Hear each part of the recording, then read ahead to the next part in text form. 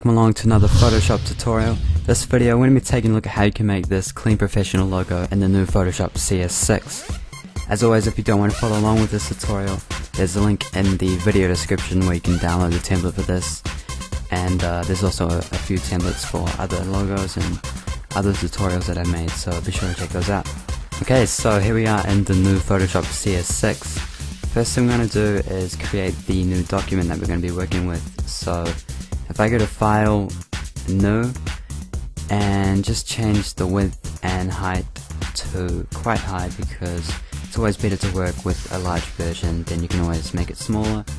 Okay, so for the width I'm going to use 1024, and for the height I'm just going to use the same.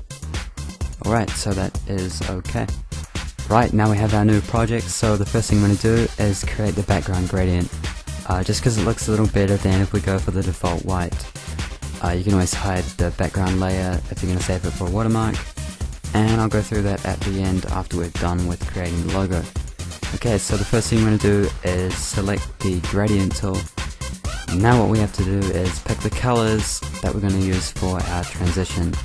So if we click this little box up in the top left here, you'll see that we can pick the colors that we want the gradient to transition between. So if you see these little arrow things, what they're called stops. If you double click on the first bottom one, you'll see that we get this box come up where we can choose the color that we want it to be. So I'm just going to pick a grayish color and hit OK on that. And then for the second little stop here, I'm going to change it to another gray, but just make it a bit lighter. Sweet, now hit OK, and then OK again.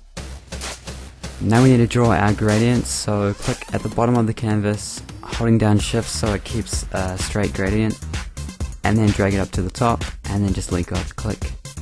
Okay, now let's get on to creating some shapes.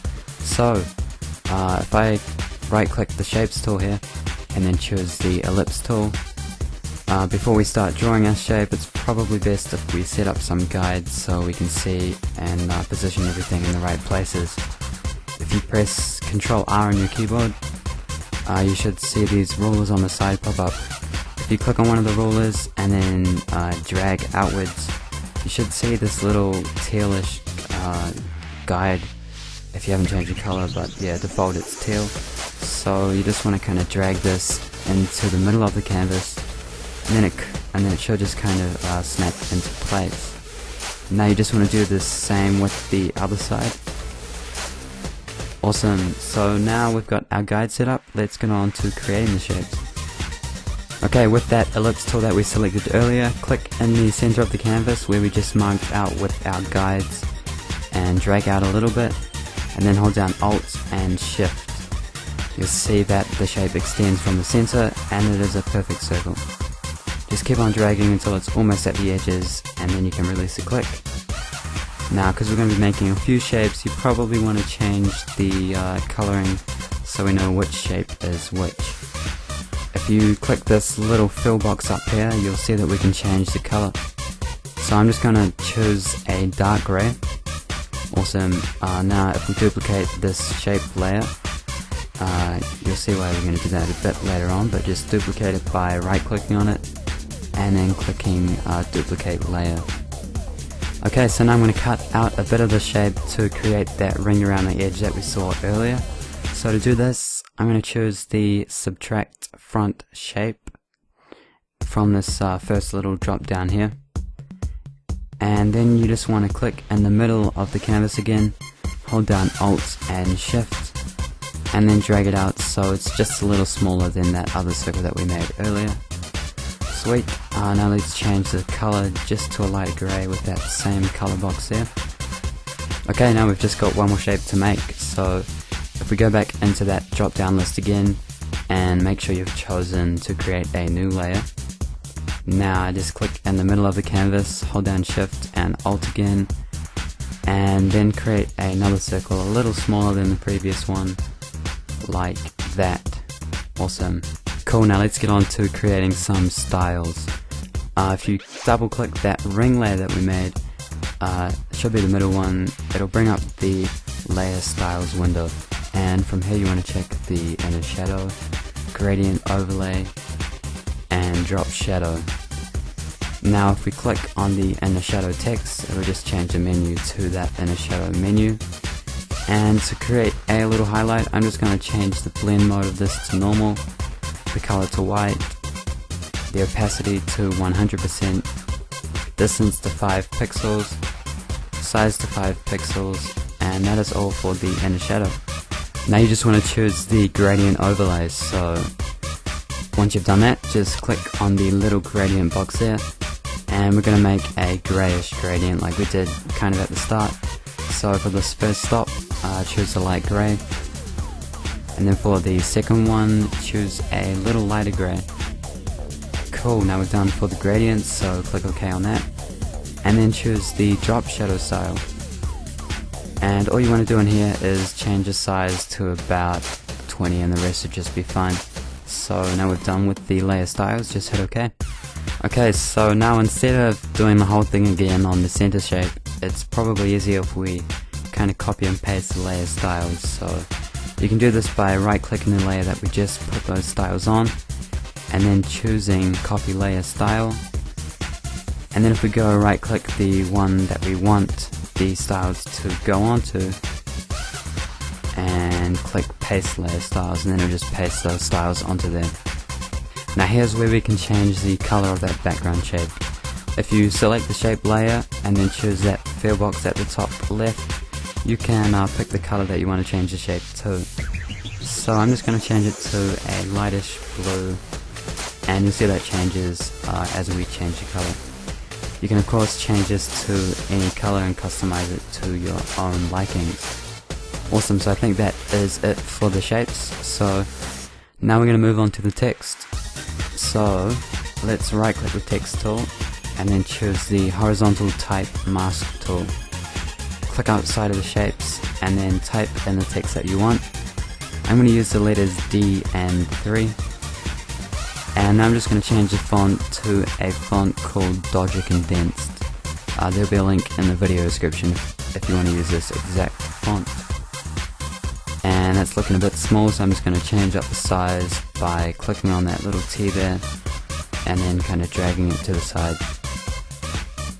And then to move it, if we hold down Control on our keyboard and then just move this little bounding box, you see that we can position and resize the text as well.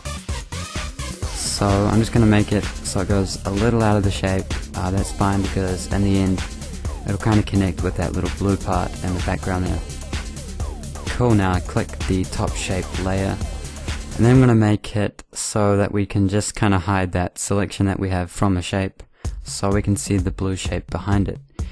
Easiest way to do this is since we've got a selection, if you hold down Alt and then click the little add layer mask button down here, you'll see that we can hide the text from the shape, which is pretty cool. So now if you want to reposition the text a little bit more, you can click this little chain here just to turn off the lock, and then you can select the layer mask and then choose the move tool, and then you can reposition it by clicking and dragging or just using your arrow keys on your keyboard. Sweet, so that is pretty much it for the text. Now I'm just going to make this look a little better by adding a few highlights and stuff like you saw in the preview I showed you. So if you hold down Control and then click on this colored shape background, we can make a selection from it just so our highlights don't go outside of the shape. And now you just want to create a new layer by clicking the new layer button so we can put the highlight on its own layer. And you just want to make sure that you have that above the colored layer. Now we're going to use the brush tool to make this highlight, so if I choose the brush tool, and then in the canvas if I hold down Alt and then use my right click button on my mouse, and then I drag this horizontally, you'll see that we can change the size, and if you do it vertically you'll see that we can change the hardness of the brush. So if I make this about half the size of the shape, and you just want to make sure that you have your white set as your foreground color, and then just click, and if you want to change the layer mode of that to overlay, and if you want to make that highlight a little more or less visible, you can either duplicate it to make it more visible, or you can just lower the opacity to make it a little less visible. So now we've done with that. Now if you want to add some additional gloss similar to the last thing we did but a little different, you just want to create a new layer and make sure it's at the top of the list, and then make sure that you've got the selection of the blue shape again just by holding down Control and clicking on that blue icon. Now we only want this to cover half, so if I choose the marquee tool, which is this one up here, hold down Alt to kind of get rid of the part of the selection, and then I drag this to about half of that little circle there, and then it's just going to remove half of the circle. So if we set white as our foreground color, and then I hold down Alt plus backspace, it's just going to fill the selection to that layer. Now if you just want to change the layer mode to screen, and then you can lower the opacity to your own liking. You can always change the color by double clicking this blue shape icon and then just picking a new one. It's just going to update live, so you can kind of go through, pick the best color that you want that's going to suit your logo. Okay, so now we've basically finished the logo. If you're wanting to save it as a watermark so you can kind of put it on your videos or use it as something else, then you just want to hide that background gradient that we made at the start just by clicking this little hide button or that little eye there that we see beside the layer. And now if we go to File and then click Save, if you change the file type to PNG, which will keep the transparency, and then just hit save, and then we're done. So thanks for watching. If you like this video, be sure to click the like button below and add it to your favorites, share it with your friends, and leave a comment below telling me what you thought.